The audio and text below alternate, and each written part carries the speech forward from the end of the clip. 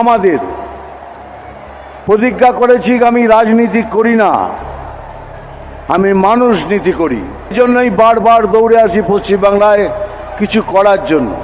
মাঠে নামছি পুরো তৈরি হয়ে। দুর্নীতি তো ভরে রয়েছে, একটা ফাঁক থাকলে তো ফাঁকও নেই দুর্নীতির। তাহলে কি নিয়ে কথা বলবো?